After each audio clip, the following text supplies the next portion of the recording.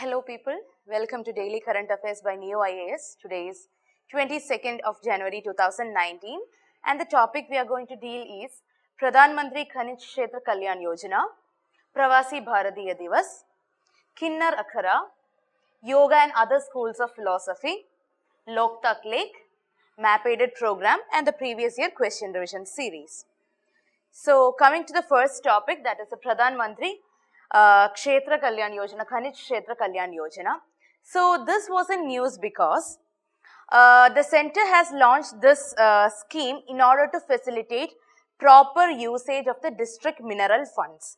So only 24% of the amount that is being allocated to the welfare of the mining area has been used. So in order to make maximum utilization of the fund, the center has launched this Pradhan Mantri Khani Kshetra Kalyan Yojana.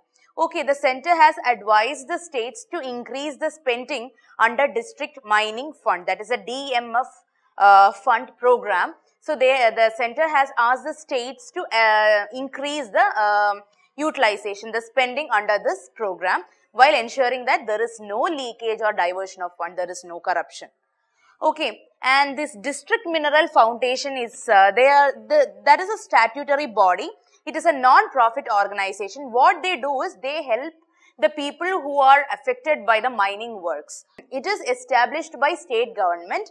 It is established by a notification of the state government. It is established as a trust or a non-profit body in mining operation affected districts. Okay, it is not found everywhere. It is only in the mining operation affected districts and it is established by a notification of state government. Okay, and as I told you, it is a statutory body, so it derives its power from Mines and Mineral Amendment Act of 2015.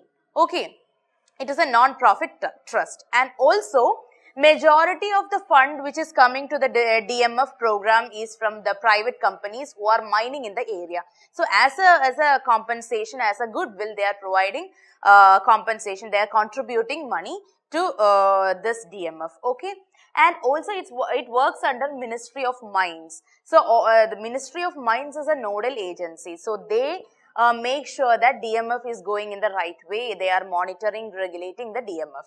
Okay, and this DMF also works in the interest of the persons and the area that is affected due to this mining activities. Okay, so DMF is basically a statutory body and it works for the welfare of the people who is in the mining districts.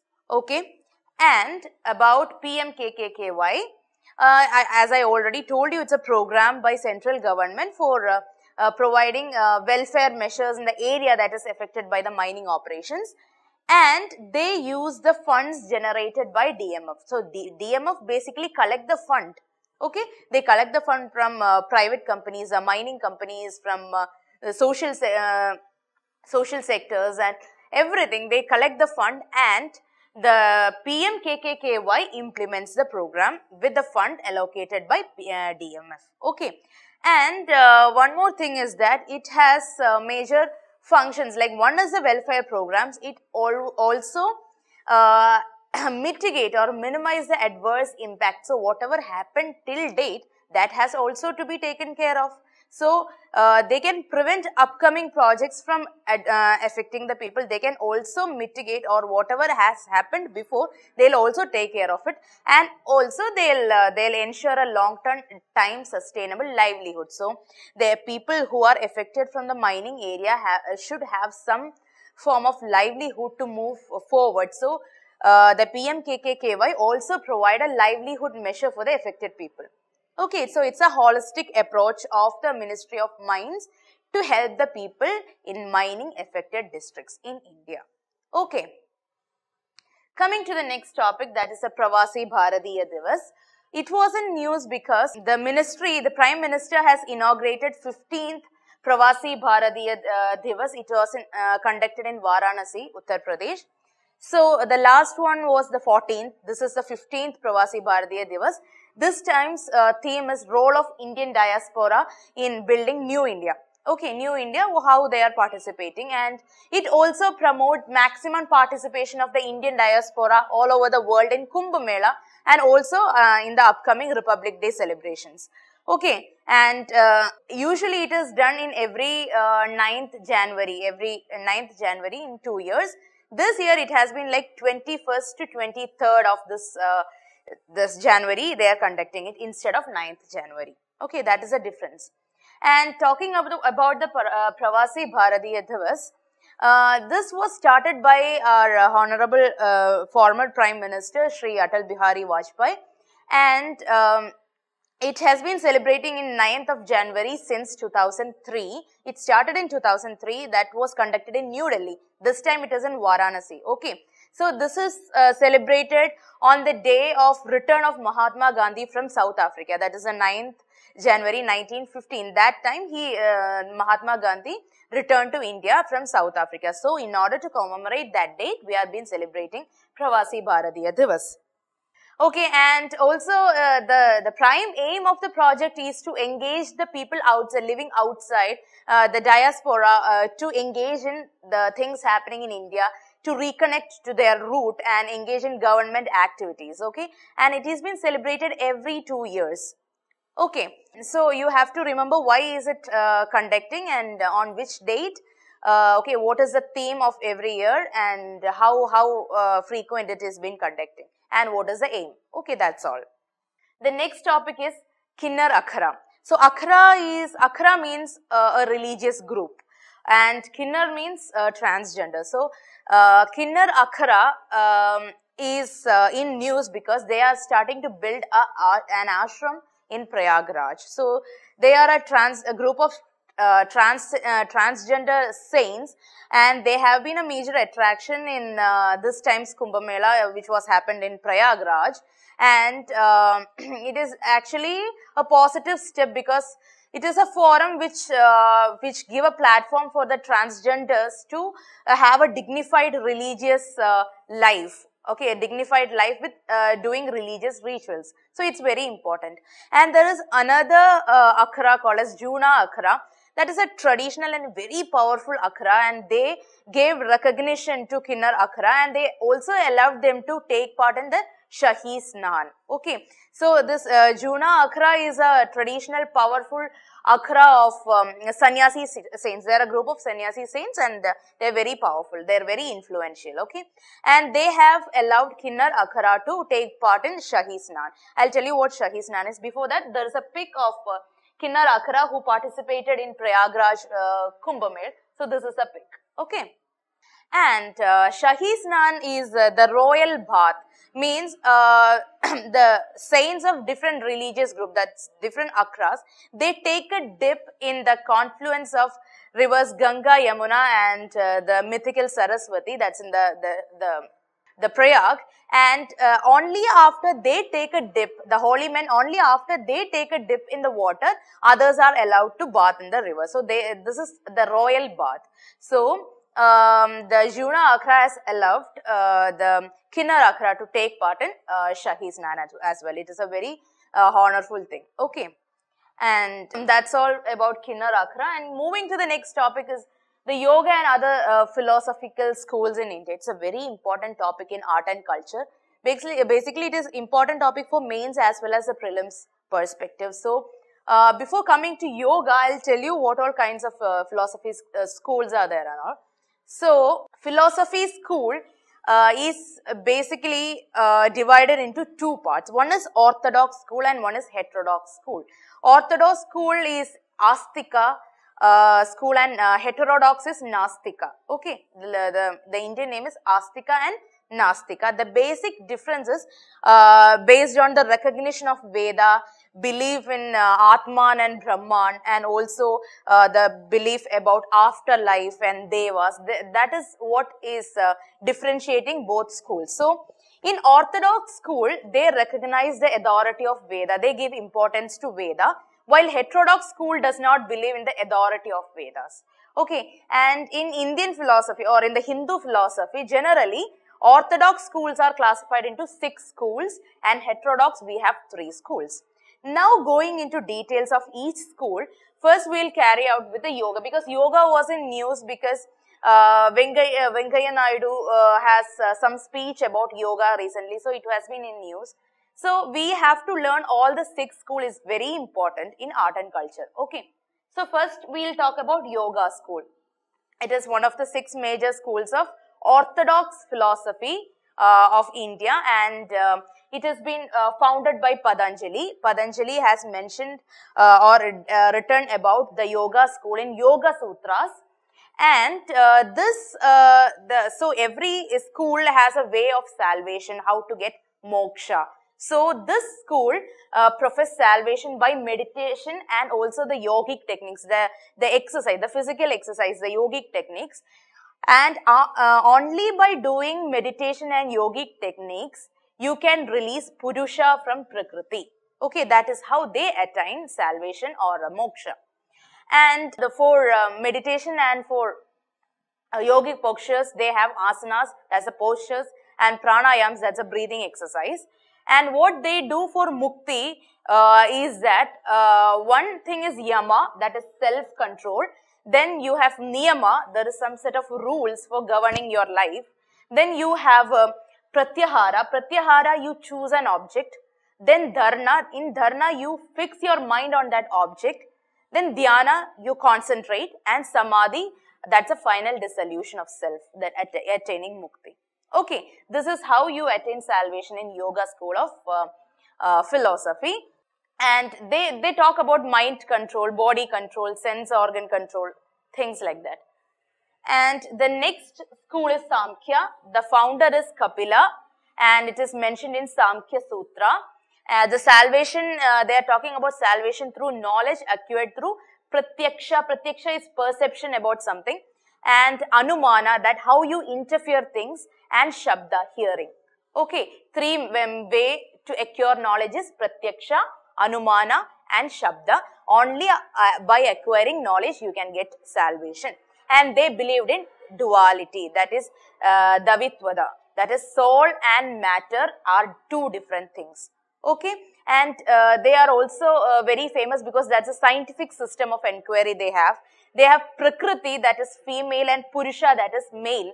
And the school is basically on the grounds of scientific phase and spiritual phase. First they go through a scientific phase, then the second phase is a spiritual phase. Okay.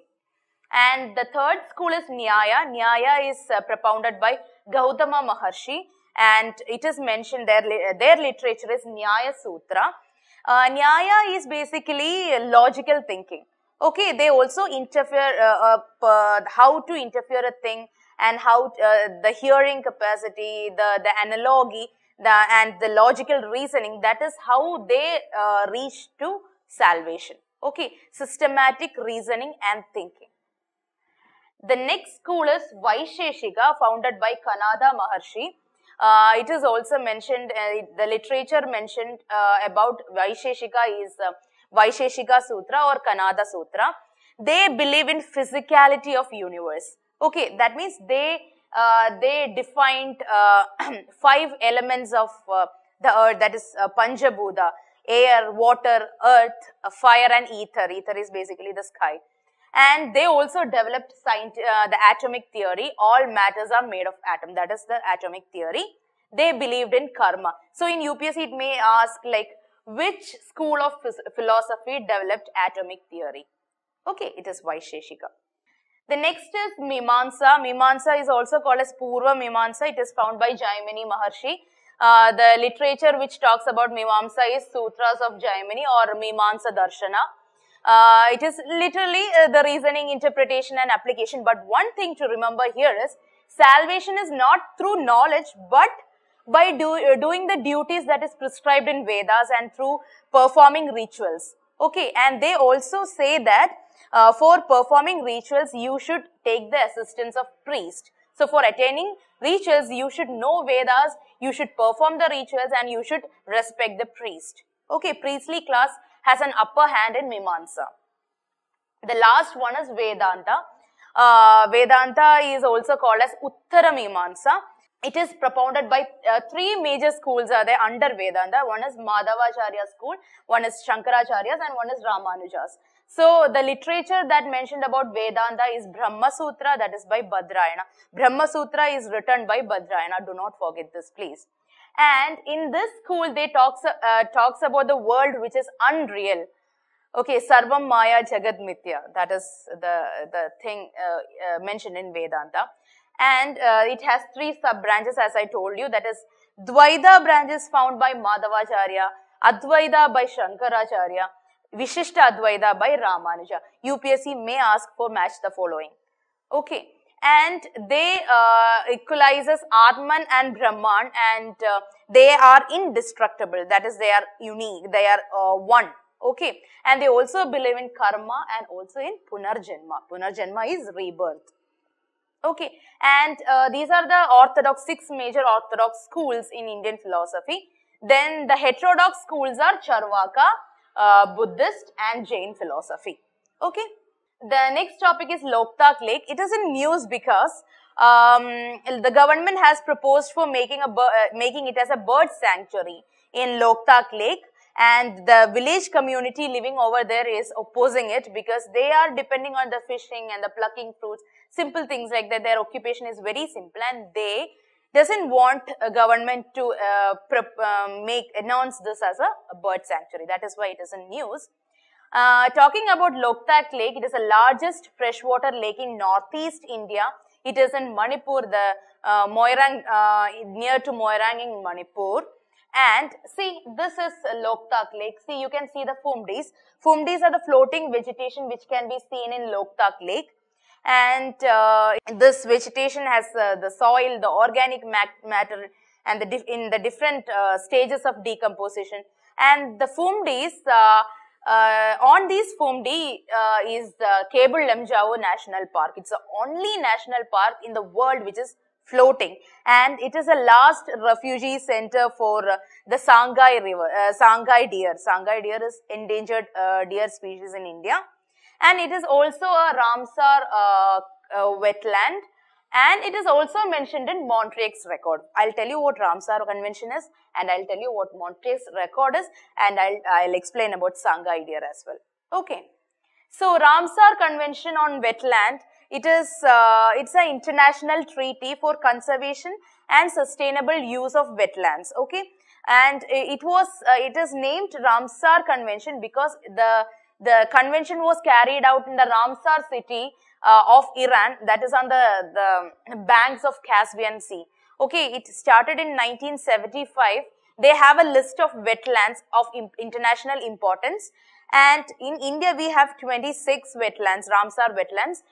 One among them is Loktak Lake. Okay, and an important thing to know about Ramsar Convention is that it is a collaboration of many international agencies coming together to conserve a wetland. So you have to know all the agencies. One is BirdLife International, one is IUCN, then we have International Water Management Institute, Wetlands International, WWS, and Wildfowl and Wetlands Trust. All these organizations are the partner organization in Ramsar Convention. Okay, and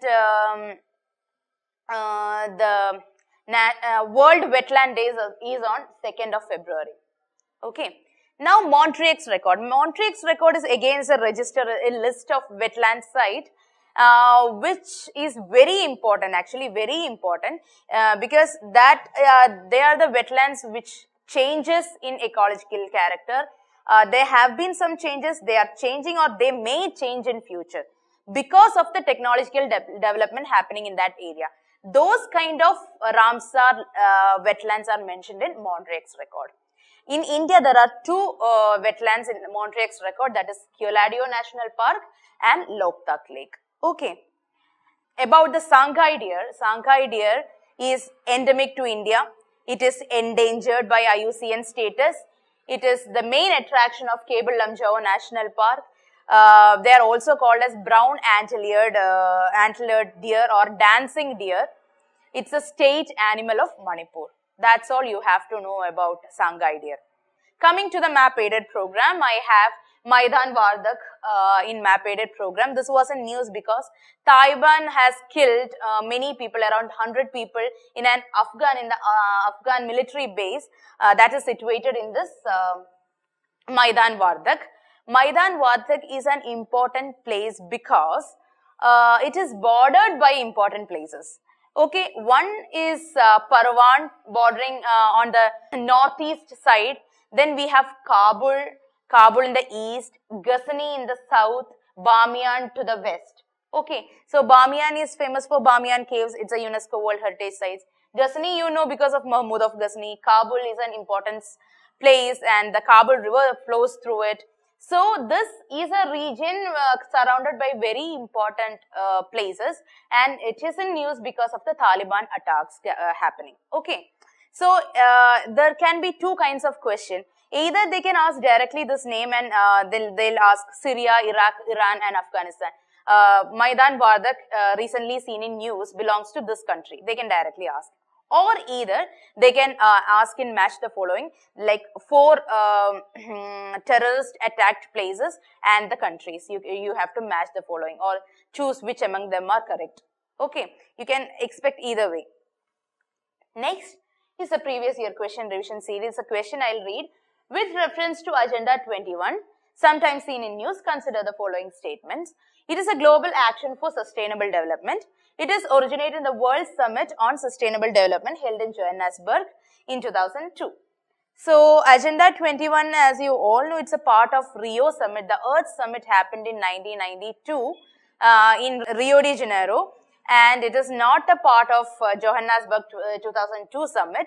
So, it is for the development, it is an action plan for sustainable development, no doubts, but it has not been formed in Johannesburg. It is in the Rio Summit happened in 1992. So, the answer for the question is option A. Okay, so that's all for today.